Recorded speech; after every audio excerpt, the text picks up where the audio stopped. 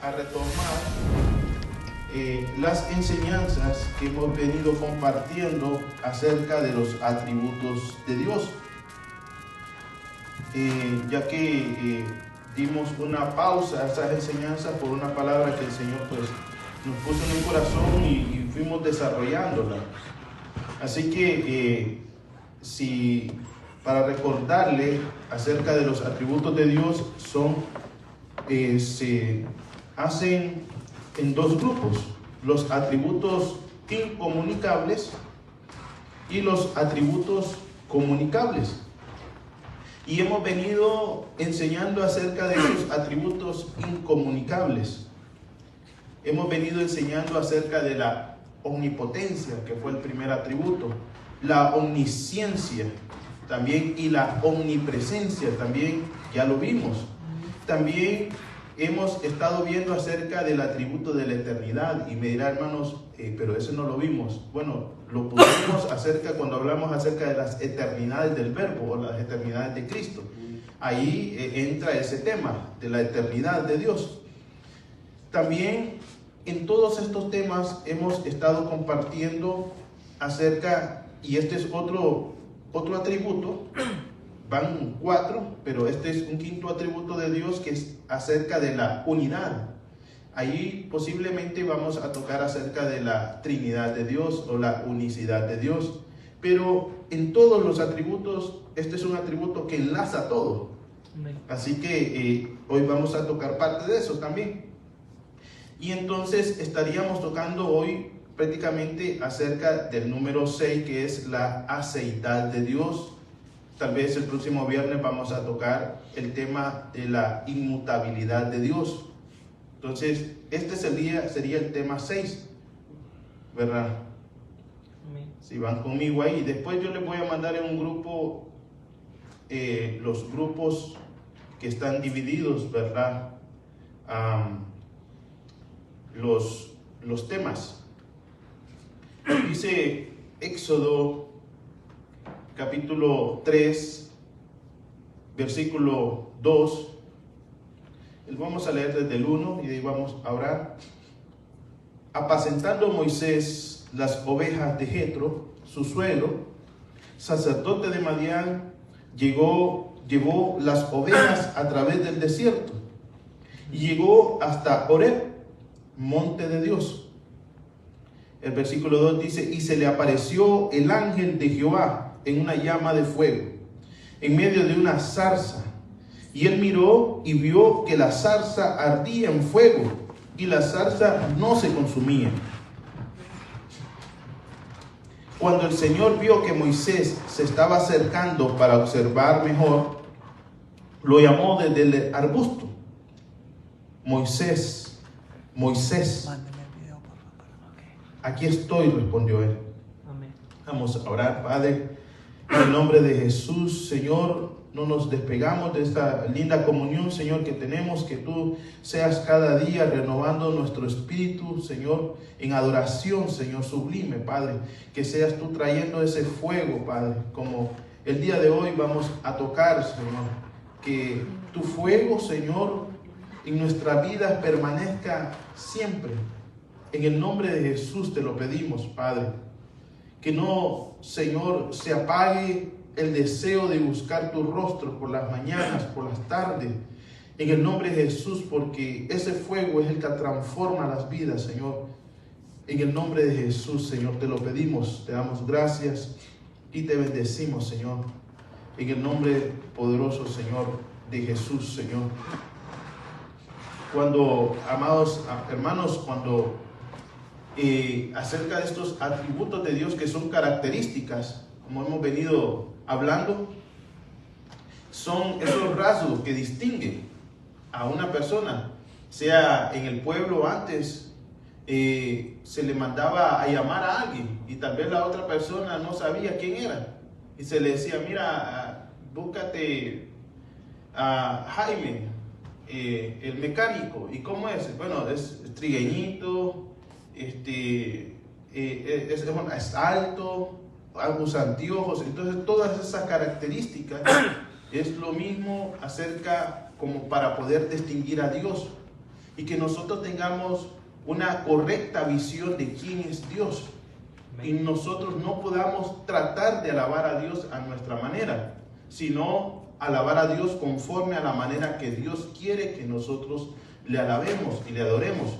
No sé, es otro ejemplo, es tal vez como cuando a mí me ha tocado ver, no sé si usted ha andado en los supermercados y me ha tocado andar con la listita también de que mi esposa me manda a buscar algo y yo no sé qué es.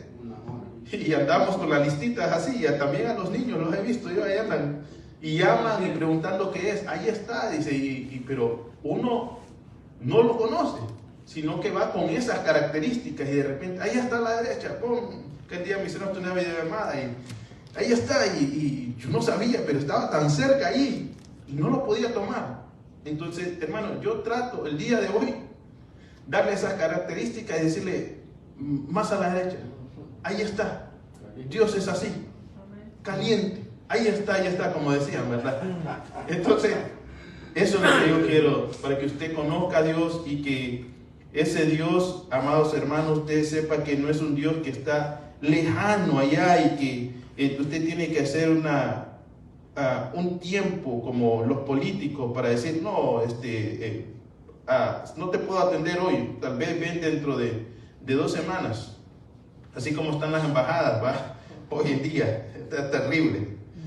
Entonces, ese atributo de Dios, esa aceidad de Dios, decía alguien ahí, porque a mí se me ponía aquí y podía poner aceidad y me decía ansiedad. No es ansiedad, es aceidad de Dios.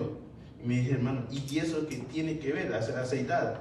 Bueno, es un término teológico que le pusieron algunos intérpretes ahí de las escrituras y le pusieron ese término, es en latín, aceidad, y significa a sí mismo, a sí mismo. Entonces, ahora, esa interpretación de la palabra es acerca de la palabra yo soy. De ahí viene esa característica de Dios que le dijo a Moisés, yo soy. En Juan 17:30, no lo busquen, por eso es necesario que nosotros conozcamos acerca de los atributos de Dios. Si ustedes lo tienen, lo pueden buscar rápido. Dice, y esta es la vida eterna. Miren, esta es la vida eterna, dice. Amén. ¿Cuál? Que te conozcan a ti, el único Dios verdadero. No dice, hermano, que se congreguen. Dice que te conozcan a ti, el único Dios verdadero. Es decir, que primero, antes de congregarse, hay que conocer a ese Dios, hermano. Conocer a ese Dios único y verdadero. Y después dice, y a Jesucristo, a quien has enviado. Entonces, si una persona dice, no, yo no creo en Jesucristo, solamente creo en Dios. También dice una palabra, que el que no honra al Hijo, no honra al Padre. Así que ahí nosotros vamos a ir conociendo que es esa misma esencia también la tiene nuestro Señor Jesucristo. Hoy en día nosotros luchamos como creyentes y estamos en los últimos tiempos, hermanos, luchamos con 2 tipos de corrientes muy fuertes en el cristianismo, y una es el libertinaje. La corriente del libertinaje es, hermano, no, yo puedo venir como yo quiera. En el caso de los hombres, unas modas tan extrañas que están saliendo hoy es entre más pegado, ¿verdad? Antes, hermanos, las modas de los hombres, las camisas eran hasta aquí, hasta el codo, ¿va? Las mangas playeras, o las camisas polo. Pero ahora, y las de damas eran camisas aquí, ¿verdad? Pero ahora las camisas de los hombres andan aquí, hermano, como el de la dama. Llamero las andan sin camisa, sin la parte de aquí, del hombro. Entonces, la moda se está yendo más como a algo afeminado, y hay que tener cuidado, hermano. Va a llegar un día en que el primero pensado que el creyente va a tener que mandar a hacer su propia ropa, porque no se puede moldar al mundo, hermano. No nos podemos amoldar al mundo. Antes las ropas que antes usaban las personas L o M, ahora se escogieron una letra, y es porque la mayoría que están haciendo lo que son las modas son personas gay. Entonces ellos tratan de moldear a todos, hermano. Inclusive ahí se está yendo lo que es parte de la iglesia. Y nosotros no podemos servir a Dios como nosotros queremos. No nos podemos venir aquí como nosotros queremos. Aquel que está sirviendo a Dios no puede venir así. Puede ser una persona que venga y es recibida bien. Usted no le ponga ojos o mente a las personas que vienen como quieren. Ellos vienen a buscar a Dios y van a ser transformados, ¿me entienden? Amén. Pero una cosa es el que está sirviendo. El que está sirviendo no puede servir de una manera que a Dios le desagrada. Ya vamos a ir viendo esa parte. Y hay otra parte que es la otra corriente fuerte, y es la corriente del legalismo. La iglesia está luchando con eso también, porque son dos extremos, una el libertinaje y el otro extremo del legalismo. El extremo del legalismo es que las faldas hasta allá abajo, que no se le miren ni los dedos de los pies. El pelo no se lo puede cortar, lo tiene que andar hasta allá abajo también. Si no, ya pecó, si se lo corta. No se puede pintar el pelo, pero todo va hacia la mujer. Y el hombre no se corta su barbita, se la cepilla, pero sí, hasta se pintan su pelo, pero todo es hacia la mujer. Y entonces ese es el legalismo, el otro extremo, que la iglesia no debe de caer. A Dios se le honra, pero hay que saber cómo. Y en esos dos extremos nosotros tenemos que ponernos nosotros en medio y de saber cómo es lo que Dios quiere que nosotros nos podamos presentar. El tema, hermano, de la aceidad significa también una autoexistencia. Eso significa una autoexistencia. Es decir, que al decir que Dios tiene ese atributo de aceidad, lo que significa es que Dios no depende de nadie.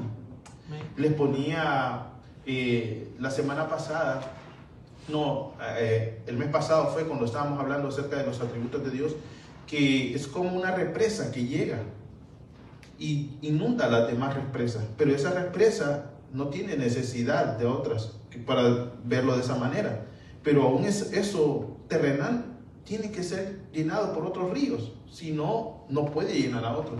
Pero Dios no necesita que lo llenen. Dios siempre ha existido desde antes de la creación del mundo. Me decía una persona, me decía, no, yo no creo en Dios. Entonces estuvimos hablando acerca de cómo fue el comienzo de los tiempos, y era una persona que pues había estudiado, había ido a la universidad, y toca con un pandillero que Dios lo levante y no haya que decir. Pero en mi caso le dije yo, siempre Dios ha existido, y ahí se cumple la palabra. Dios agarra lo más vil para menospreciar a lo que se cree. Y Dios siempre ha existido, y hay tres leyes para saber desde un principio si las cosas existen o no existen por su propia cuenta. Y es que nada de lo creado puede existir por sí mismo, porque si existe por sí mismo quiere decir que no depende de nadie. Es decir, las primeras moléculas, las primeras cosas que existieron, alguien las creó, y eso siempre se ve al diario.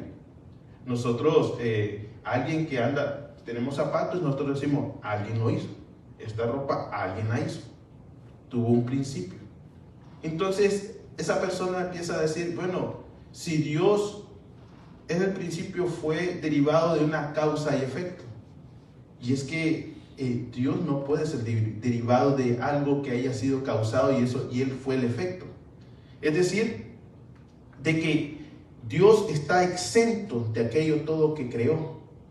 Lo que diferencia Dios de las criaturas es que Dios no necesita de usted ni de mí. Y esto es un golpe muy duro para el orgullo, hermano. Amén. Dios no necesita, hermano, de nosotros. Entonces, ¿por qué nosotros le adoramos? Porque necesitamos adorarle, porque es beneficio para nosotros, porque Él es la vida. Amén.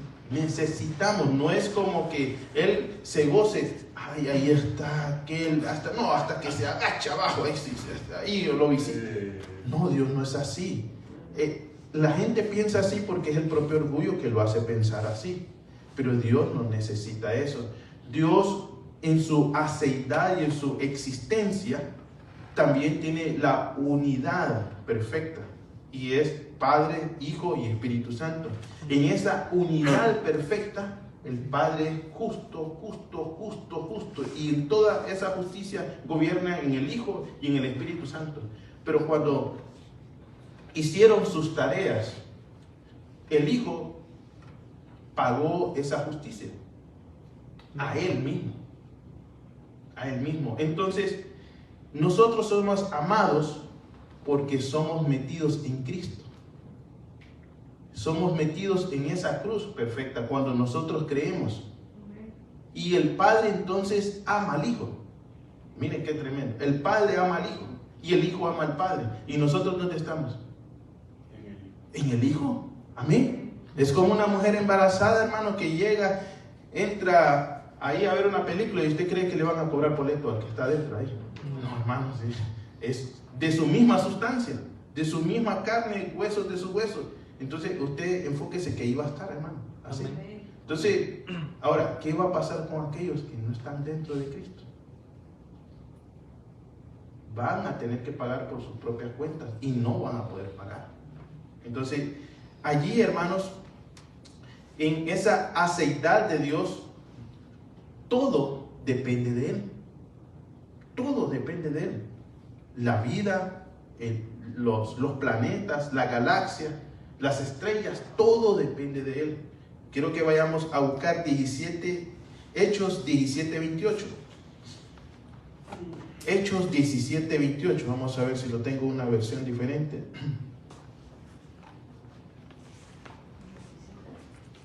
Hechos 17, 28. Amén.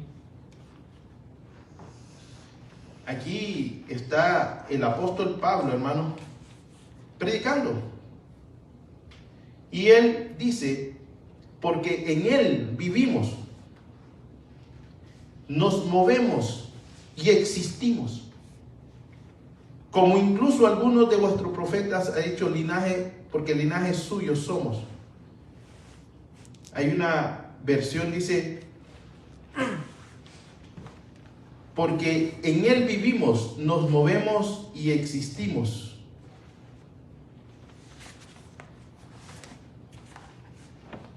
Amén. Amén. Amén. Aleluya. Entonces, hermanos, nosotros como creyentes, en primer lugar, antes de ser cristianos, existimos por su propia misericordia y nos movemos por su propia misericordia. El ser humano afuera se levanta, ve el sol por misericordia. Las estrellas son sostenidas por misericordia. La lluvia viene por misericordia. Y todo eso Dios lo sostiene con su mano poderosa. Esa aceitad también significa que Dios no tiene necesidad que le den. Que Dios se originó, Él tiene una naturaleza de origen eterno, sempiterno. Es decir, nadie lo originó a Dios. Esa es una de las preguntas que me decía. Entonces, ¿quién? Si esa persona está ahí, Dios la hizo, ¿quién hizo a Dios? Entonces, sería interminable decir, ¿quién hizo a Dios? Entonces, ese sería Dios. No, a Dios nadie lo hizo. Y Él existió y ha existido desde siempre. Él es desde siempre. Amén. Una, hermano, de las herejías más grandes que he escuchado, y es un predicador de Guatemala, le llaman Efectivo Luna. Usted ahí trace usted las palabras. No es una persona que viene comenzando en el ministerio. Sí, se diría, uno tiene que tener misericordia, hermano, y de saber cómo se dicen las palabras y de quién viene, pero de un predicador que tiene años en el evangelio, años, con una iglesia grande y que ha tenido atrás un trasfondo de un doctorado en teología, no es cualquier persona. Entonces, para que es tan peligrosa la doctrina porque nosotros somos alimentados de la palabra. Amén. Y nos formamos a través de la palabra. Y si hay una palabra extraña, entonces malforma al creyente, al cristiano. Esta persona dijo esto. Póngale mente. Dios prefiere dejar de existir con nosotros que seguir existiendo sin nosotros. Oiga, Dios prefiere dejar de existir con nosotros que seguir existiendo sin nosotros. Es decir, esta persona en su mente, Dios se le está diciendo: arrepiéntete, por favor. En la mente de esta persona, Dios está así con todo. Sí, la Escritura dice, y Dios ruega por nosotros para que se puedan arrepentir las personas. Pero esa rogativa es una rogativa de llevar el Evangelio y traer ese arrepentimiento. Pero Dios no está ahí diciendo: no, es que, y si le digo que es mentiroso y se va a ofender, se va a ir de la iglesia, mejor, ay, que viva como quiera. No, Dios no es así. Leímos unos pasajes fuertes antes de empezar el culto, hermano, donde Dios nos dice: dice que eres rico y eres pobre, estás desnudo, ven y compra oro refinado. Entonces Dios nos llama al arrepentimiento diciéndonos y exponiéndonos. Dice que Él nos expone, estaba diciendo esa versión que me gustó, nos expone.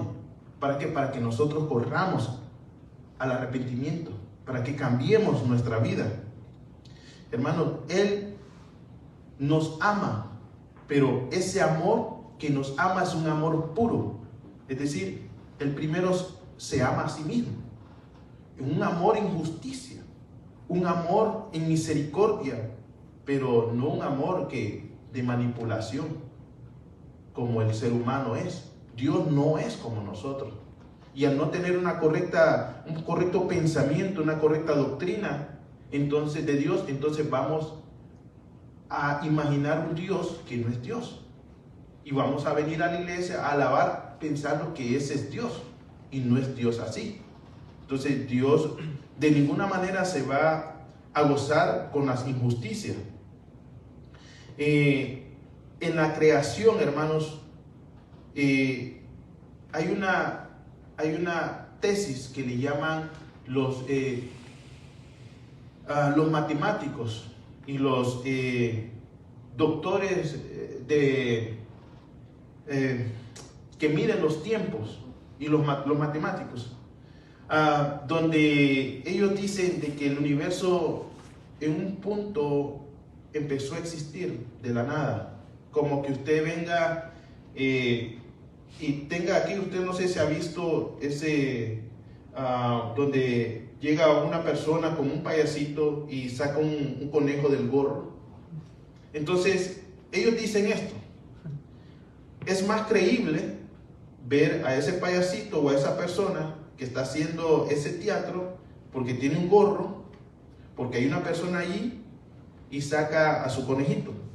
Ellos interpretan que el universo es como que el conejo no haya tenido ni el gorro ni el hombre que lo haya sacado. Es como que haya aparecido de la nada. Y en las escuelas eso se enseña. En las universidades eso se enseña.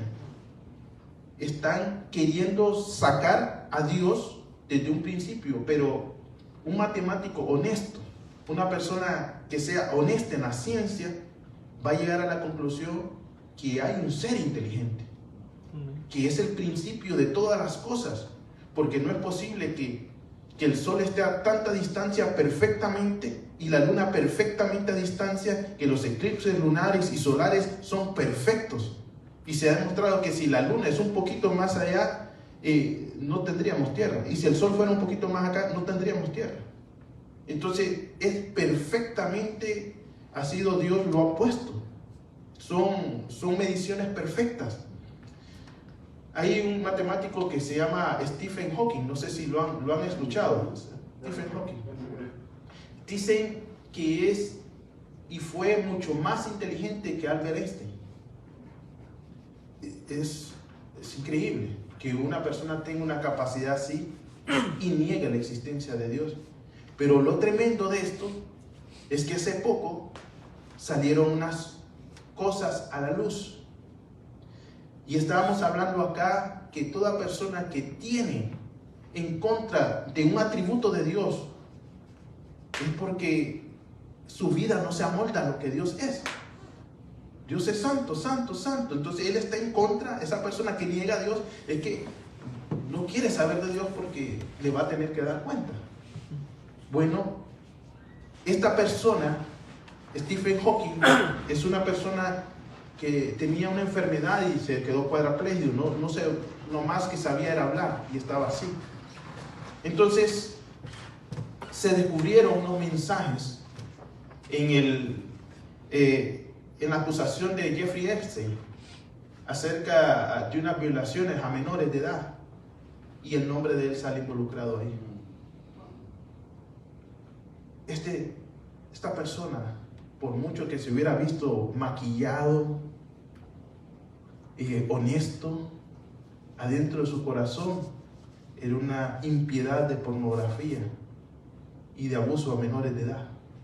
Salió en los manuales de los viajes que le llamaban ese avión Lolitas Express, le pusieron a ese avión así, y ahí salen otros nombres. Uno te diría, ¿cómo es posible?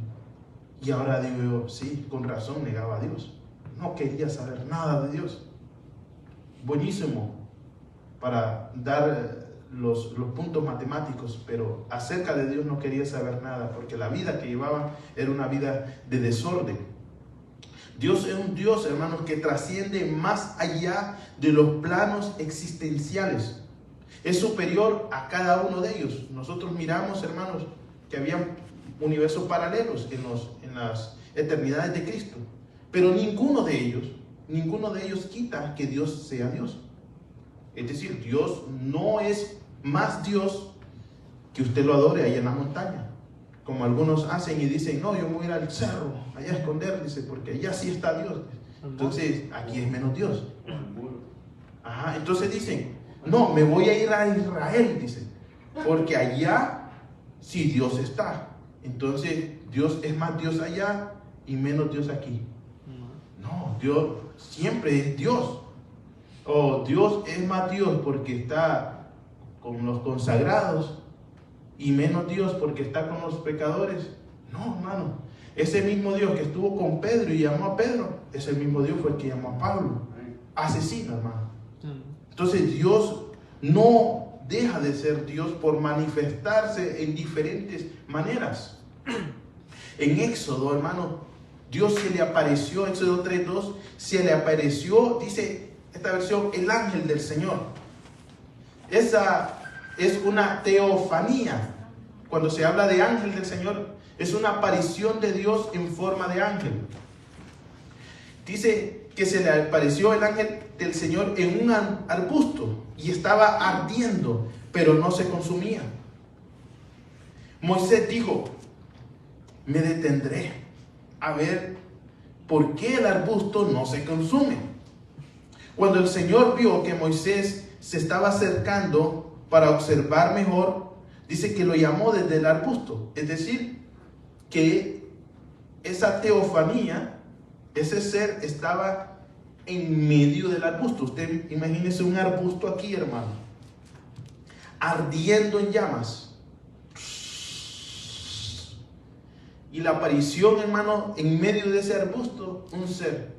El arbusto no se quemaba y tampoco se quemaba ese ser. Y ahí va Moisés, hermano, con las ovejitas. No era extraño de que en el desierto aparecieran arbustos. En el desierto quemándose. No era extraño. El sol, las ramas secas, algo lo prendió. Pero esos arbustos se consumían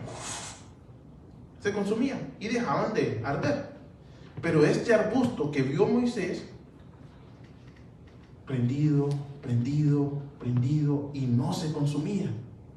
Y él dijo, me gustó una versión, porque yo me reí porque digo, yo creo que está cerca atrás la versión. Dice la NTV, esto es increíble. Se dijo a sí mismo, porque esa zarza no se consume, tengo que ir a verlo, dice. En otras versiones dice, voy a ir allá y ver esta sorprendente visión. Este es un poco más estudiado. y ver por qué la zarza no se está quemando, dice. Entonces era una visión sorprendente acerca de la seidad de Dios, acerca del yo soy, hermanos. Es esa autoexistencia que Dios tiene, que puede hacer que un arbusto no se queme y lo mantenga. Hermano, ¿y ese arbusto quién es? Bueno, ese arbusto es usted, soy yo. Dios necesitaba hablarle a Moisés por medio de una figura. Esos arbustos, hermanos, no crea que es como un roble, hermano. Le llaman esos, casi como enredaderas se miran, hermanos, pero son molestas porque muchas veces en el desierto se le meten y tienen espinas.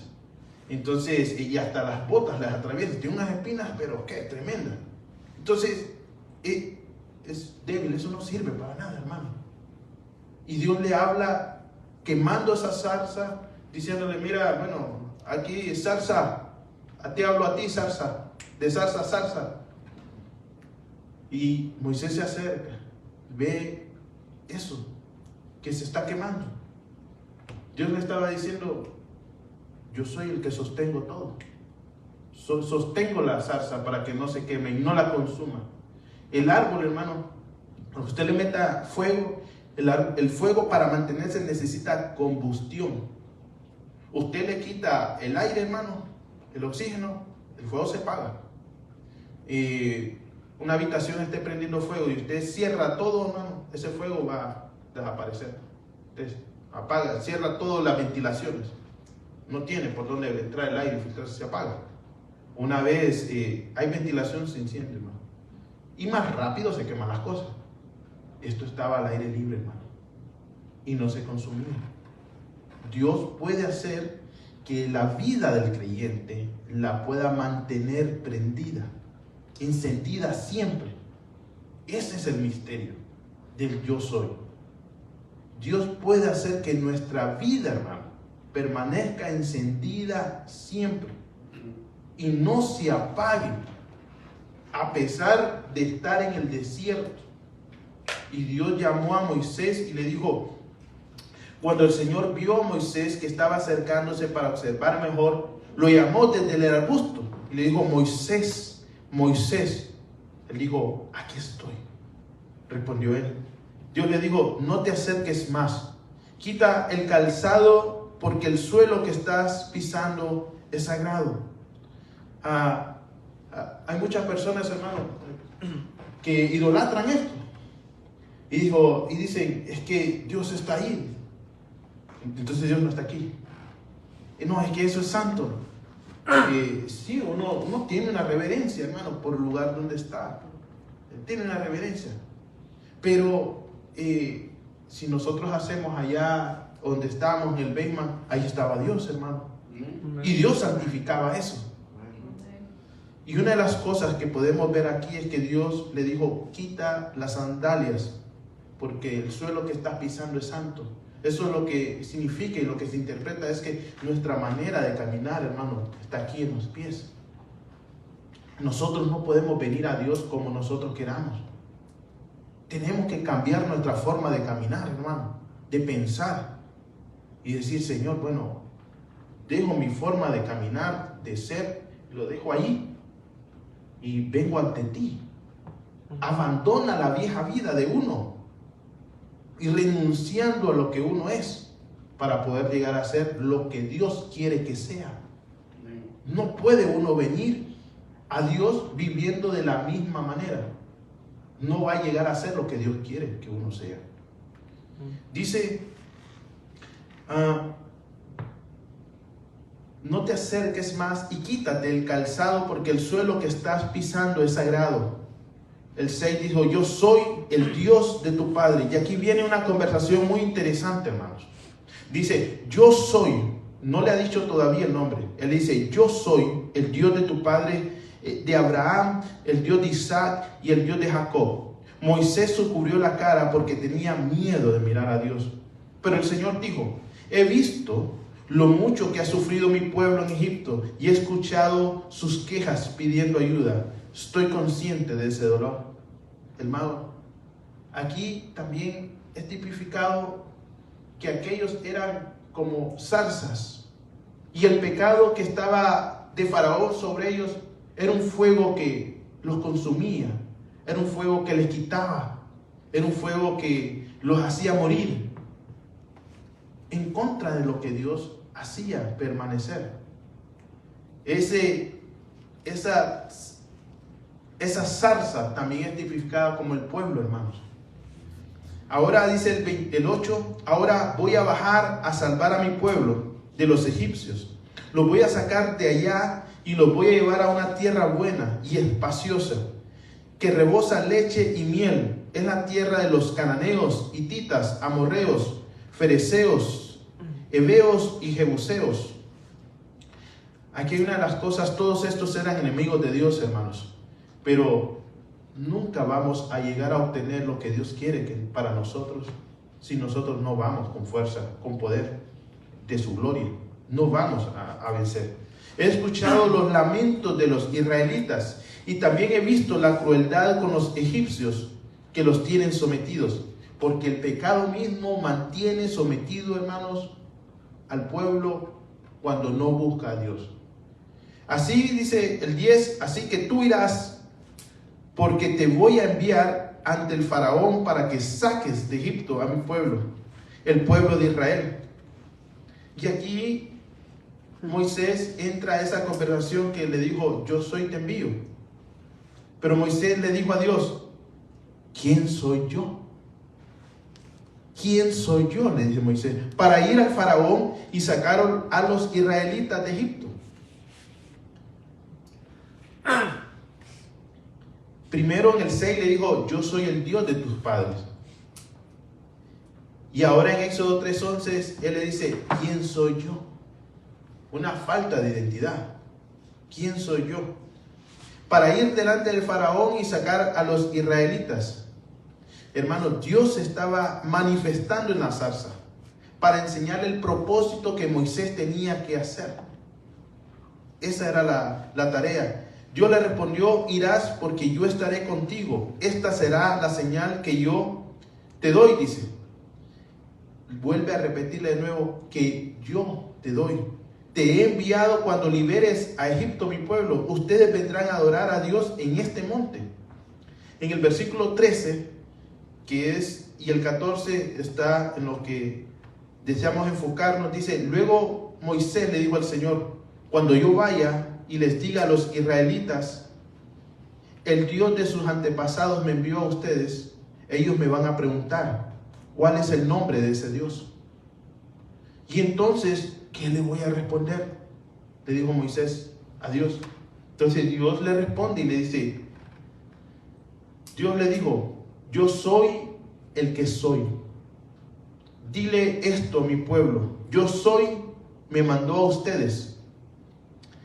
Esa palabra nosotros la miramos así hoy, pero antes, y los judíos y los intérpretes, los escribas no la escribían, porque decía, ese nombre es tan santo, ese nombre no podemos escribirlo, y le llaman el tetragramatón. Era solamente consonantes. Las consonantes son la letra B, la letra C, la letra D, son esas que no son vocales.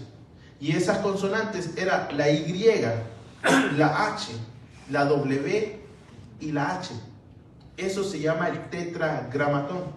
Entonces, los estudiosos, hermanos, ya en este siglo XIX, empiezan a ponerle unas letras, a añadirle unas letras para que suene, porque no tiene cómo vamos a pronunciar ese nombre, es impronunciable. Por eso decían los judíos, es impronunciable el nombre. Dicen algunos que suena más como una respiración, una inhalación y una exhalación, algo así. Y le ponen el nombre como el de Adonai, Señor, le quitan las vocales y le ponen las vocales a ese nombre. Entonces ahora llega a nosotros, a las Biblias en español, que primero llegaron en inglés, el nombre Jehová. De ahí sale el nombre Jehová. Es las palabras de las consonantes y las vocales, un mix, y ahí se crea el nombre Jehová. Resulta que hace aproximadamente unos 50, 60 años se descubrieron unos rollos, y ahí se descubre que también tenían unas vocales, que se puede interpretar como vocales, y casi llega a lo mismo, Yahvé, Jehová, que se le puede pronunciar de esa manera. Ese es el significado. Y el significado es, como estábamos diciendo, yo no tengo necesidad de nadie. Yo soy autosuficiente. Esas palabras que Dios estaba diciendo, no solamente eran palabras, sino también eran una manifestación de poder en esa visión. Digamos, Dios le está diciendo a Moisés, Moisés, confía. Yo te estoy diciendo que yo soy autosuficiente. Nosotros nos podemos ver como esos Moisés, decir, Señor, ¿será que podré? Esto del Evangelio realmente es difícil. Dios nos dice, sí, yo soy te envío. Mi autosuficiencia te va a llenar y te va a hacer que permanezcas, así como está esa zarza ardiendo en fuego y no se va a consumir. Mi justicia en ti, la justicia de Dios es como un fuego, hermano. Toda persona que se ha visto de frente contra la justicia de Dios no puede permanecer igual. Antes que el creyente se haga creyente, tiene que chocar contra la justicia de Dios. ¿Qué es la justicia de Dios? Ahí nos damos cuenta que Dios es santo. Es como que aquel que haya asesinado, hermano, a alguien y vengan todos los policías por haber, hermanos. Esa persona no va a ver dónde esconderse. Si uno cuando lo ve se asusta, hermano. Y son filas y filas y filas, imagínense. Así es cuando una persona se enfrenta con la santidad de Dios. Desea correr, desea esconderse. Decía un testimonio Martín Lutero que deseaba quitarse la santidad de Dios, la justicia de Dios. Y su pecado se había vuelto bien grande, lo sentía cada vez. Y se echaba a la nieve para tal vez, decía él, castigar la carne y la carne se saciaba y ya no podía sentir más el pecado. Hasta que un día leyó, el justo por la fe vivirá. ¿Eso qué es? Eso es el amor de Dios, esa es la cruz. Ese es el Hijo muriendo por nuestros pecados, satisfaciendo esa justicia de Dios. Y entonces hay paz en el creyente. Así es que hay paz en el creyente. Viéndonos a nosotros mismos y nuestros pecados no vamos a tener paz, hermano. Solo viendo la justicia de Cristo en la cruz del Calvario es que nosotros, el creyente, puede tener paz. Puede permanecer esa zarza y no quemarse por la santidad de Dios. La santidad de Dios quema. Fue Isaías que tomó, dice que quedó así enmudecido porque vio la santidad de Dios. Y tuvo necesario que decirle a Dios, a un ángel, saca un carbón encendido del altar y pone en su boca, dice. Algo malcriado era. Y le quemó los labios. Usted se ha quemado con algo, hermano. No le quedan así, casi a los míos, va. Hinchado, hermano. Hermano, Dios debe de presentarnos primeramente su santidad para tener amor a esa cruz. Si no, nosotros no vamos a amar la cruz. Vamos a sentir, hermanos, que no es nada la cruz, hermano. Pero aquel que ha sido perseguido por la justicia de Dios y sabe lo que ha debido, hermano, y sabe el valor del precio de la cruz, va a estar agradecido, hermano. Amén. Va a saber como Moisés, qué espectáculo es eso. Debería de haberse quemado. Debería de haberse ido al infierno. Pero Dios tuvo misericordia, hermano. No se quemó. Salmos 145, 14. Y quiero ir terminando, hermano, porque si no me los tengo yo en vigilia. Amén.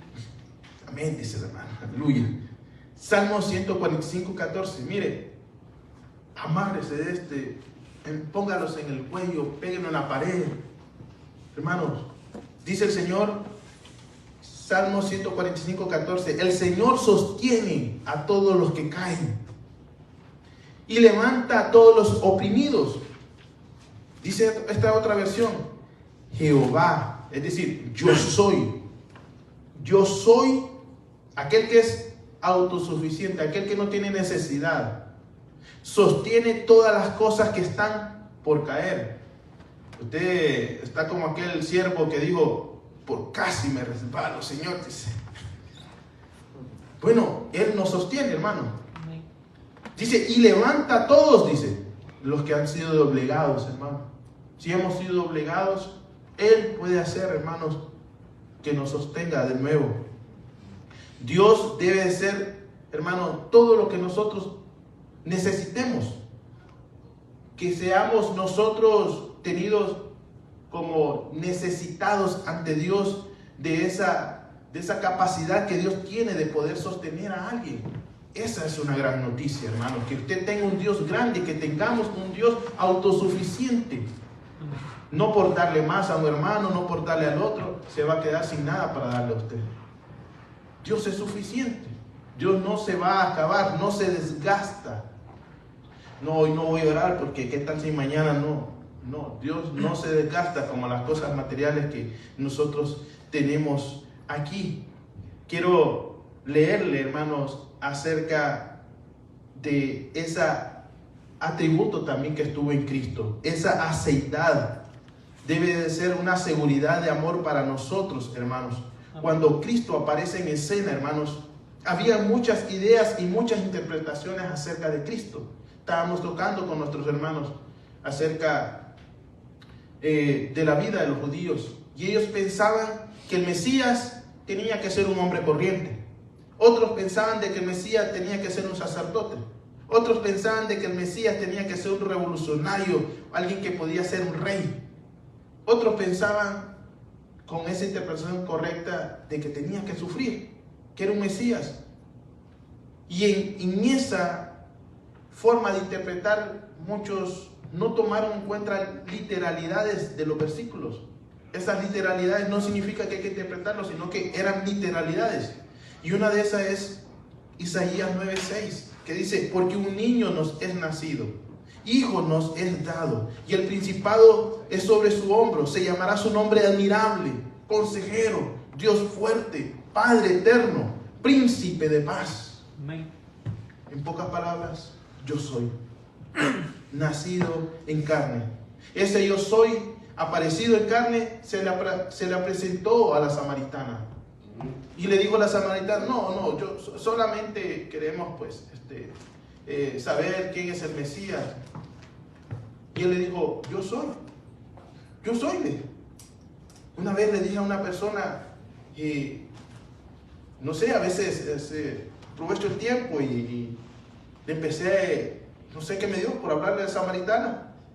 Y me quedó viendo así. Cuando supe que quedó así, usted sepa, hermano, que cuando quedan así es que Dios le está dando la oportunidad de llevar el mensaje. Amén.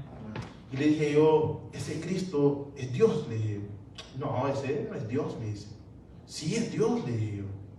Él es Dios, Jesús es Dios, le dije. ¿Dónde sale eso? Ahí con la samaritana, le dije, enséñamelo, le dije yo. Y busco el versículo y dice, cuando dice en Juan 4:24, yo soy el que hablo contigo. Y quedó ella así. Se fue con la palabra. Que Dios tenga misericordia, pero Dios, Él nunca se ocultó de quién era. Como muchos dicen, no, es que Él no dijo quién era. Realmente Él pues era aquello que le daba la luz. No, Él habló lo que era Él. Él vino a dar la misión que era, y Él dijo explícitamente quién era la samaritana. A Felipe le muéstranos al Padre. Felipe, ¿hace cuánto que estás conmigo? Y se lo dijo también a Felipe. Y en varias oportunidades también se habla en Juan de los 7 yo soy. Solamente se lo voy a decir. Tal vez en el mensaje se lo voy a mandar, como hemos estado trabajando. Él se manifiesta, Jesús se manifestó en los 7 yo soy. Hermanos, algunos, cuando vienen el Evangelio, piensan o pensamos, me incluyo ahí, de que muchas veces son luces o formas de que Dios nos enseña la palabra y tal vez nadie más nos ha enseñado, pero cuando leemos la Escritura miramos estas migajas que van encaminándonos hacia la revelación del conocimiento de Dios. Y nosotros pensamos, wow, dice, wow. Dice, yo soy el pan de vida, yo soy, dice. Él está diciendo, yo soy el pan de vida. ¿Y por qué esto no podían verlo? Dice uno, pero es que Dios ya lo está uno encendiendo como esa zarza. Amén. Y de repente uno se encuentra, va pasando el tiempo, y encuentra otros maestros, otros hermanos que ya han caminado muchos años, y esa es una enseñanza ya muy antigua, pero uno se goza como un niño agarrando una leche, hermano, así con un biberón. Qué rica esta leche. Y tal vez usted que tiene 30, 40 años, ay, mira el niño cómo se goza con la leche. Sí, hermanos, nos gozamos cuando descubrimos estas cosas en las Escrituras acerca de Dios. Dice, yo soy la luz del mundo. También Jesús dijo, yo soy la puerta de las ovejas. Él dijo, yo soy el buen pastor. Él estaba diciendo, miren, ovejitas, yo soy autosuficiente. Yo siempre estaré con ustedes, les dijo. Yo soy. No tengo necesidad. Yo soy la vida, dijo también. Yo soy la resurrección, yo soy el camino. Yo soy la vid verdadera. Ahora, nos vamos a quedar en ese Juan 15:5, lo pueden buscar. Yo soy la vid verdadera. Mire qué tremendo esto, hermano. Juan 15:5. Yo soy la vid y vosotros los pámpanos. Es decir, yo autoexisto. No tengo necesidad que alguien me dé. Y ustedes son los pámpanos. El que permanece en mí y yo en él, ese da mucho fruto. Porque separado de mí, nada podéis hacer. Hermanos, ese fuego está ahí, ardiendo en la zarza. Si yo quito esa zarza de ahí, hermano, es como que yo esté separándolo del fuego, del que lo hace permanecer. Igualmente nosotros, fuera de Cristo, no vamos a permanecer. Cuando queremos nosotros autojustificarnos con nuestra justicia humana, empezamos a decaer así, mi hermano. La vez pasada compramos unas fresas, hermanos, y solamente las sacamos de allá para acá y no nos sirvieron, las tuve que botar. Entonces, ¿por qué? Salió de su ambiente. Así el creyente, si se sale fuera de Cristo, se empieza a desanimar, hermano. Ya no, pues ya el otro día mejor no, pues una vez al mes está bien. Después se llega y dice, no, pues por internet. No, después pues una bailadita no le hace daño a nadie. Después no, pues total, ¿qué más da? Puedo ir al concierto del Conejo Malo. Y se va por ahí, y de repente, hermano, ¿y Cristo? No, sí, no existe. Porque poco a poco se fue separando, se fue saliendo. Dice esta versión, yo soy el que vino.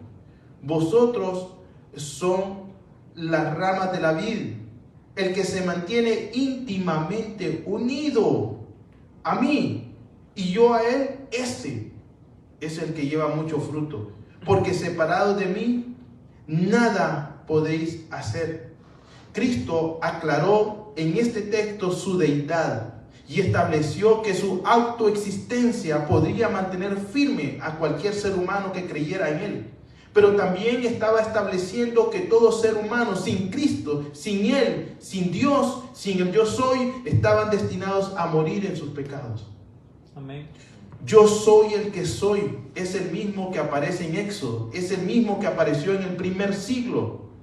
Yo soy el que soy, una expresión de verdad, hermano, manifestada literalmente en carne. Yo soy el que soy, una autoexistencia de Cristo nos mantiene unidos al Padre. Si Cristo no es Dios, estamos perdidos. Estamos perdidos, hermano. Porque Él es Dios, es que nosotros subsistimos en Él. Porque Él es el yo soy. El Espíritu Santo también tiene ese título. El yo soy permanece. Quiero terminar con este texto. Él dijo, y siguen repitiéndose estas palabras para aquellos que tal vez no creen que Jesús es Dios. Para aquellos que están pensando todavía de que realmente será verdad si Dios existe. Él dice, Juan 8:24, si creen que yo soy, que no soy yo, que morirán en sus pecados. Si no creen que yo soy, morirán en sus pecados. Si no creen, la pregunta es, ¿crees que Jesucristo es el yo soy? Amén. Ese título, hermanos, es el título para saber de que Dios Padre, yo soy, autoexistente, suficiente. El Hijo también, el Espíritu Santo también. Y muchas veces solamente se nos habla de decir el Padre Jehová. No, el Hijo también, yo soy.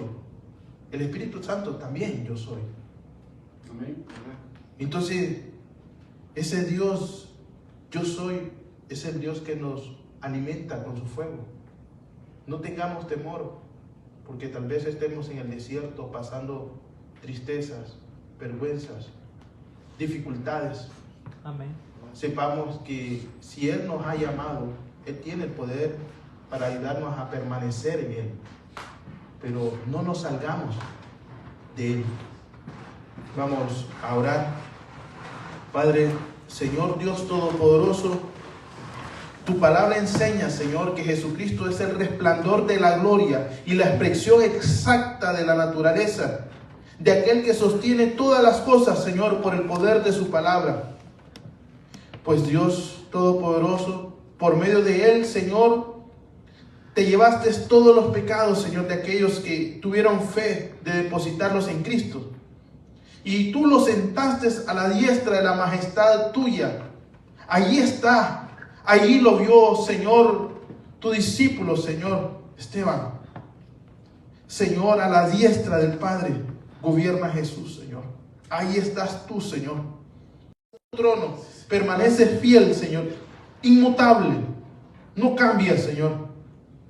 Ayúdanos a permanecer en ti, Señor. Te lo pedimos en el nombre poderoso de Jesús. No queremos depender de nuestras propias fuerzas, Señor, porque el fuego del ser humano se apaga. Necesita, Señor, constantemente ser soplado. Si tú soplas sobre nuestros corazones, permaneceremos, Señor, ardiendo en pasión por ti. Aquellos, Dios Todopoderoso, que han perdido ese fuego, han perdido esa pasión, te lo pido, Señor, en el nombre de Jesús. Rogamos que hagas encender la llama, Señor, del amor, por buscar, Señor, por las mañanas, Señor, tu presencia, por buscar en tu palabra, Señor, tu presencia, por gozarnos, Señor, por estar, Señor, en íntima comunión con tu Santo Espíritu. En el nombre de Jesús, haznos arder en pasión por rechazar las cosas malas. Haznos arder, Señor, en pasión, Señor, Padre, para que podamos tener la capacidad de soltar, Señor, nuestra vieja manera de vivir para ir en busca, Señor, de aquello que está enfrente de nosotros, Señor, que es mejor que aquello, Señor, que estamos rechazando. Ayúdanos a amar, Señor. Ayúdanos a inclinarnos, Señor, hacia ver esa hermosura, Señor, perfecta, Señor, que hace arder los corazones y que, Señor, permanecen firmes, débiles, pero tú los haces permanecer firmes. Tú los enciendes. Enciéndenos en el nombre de Jesús, Señor, para ir llevar el mensaje a otros. Te lo pedimos en el nombre poderoso de Jesús, Señor. En el nombre de Jesús, haznos arder, Señor. Quita de nosotros, Señor, toda religiosidad. Quita de nosotros, Señor, todo aquello, Señor, que haga apagar el fuego, Señor, en el nombre poderoso de Jesús. Te lo pedimos, Padre. Gracias, Señor. Llévanos también con bien, Señor, a las casas, Señor. Ten cuidado de mi hermano, Señor Juan, Padre. Ten cuidado de mi hermano José, de mi hermano Rosendo, en el nombre de Jesús y de todos aquellos, Señor, que nos estuvieron sintonizando. Te damos gracias en el nombre del Padre, del Hijo y del Espíritu Santo, Señor. Aleluya. Amén. Pues así.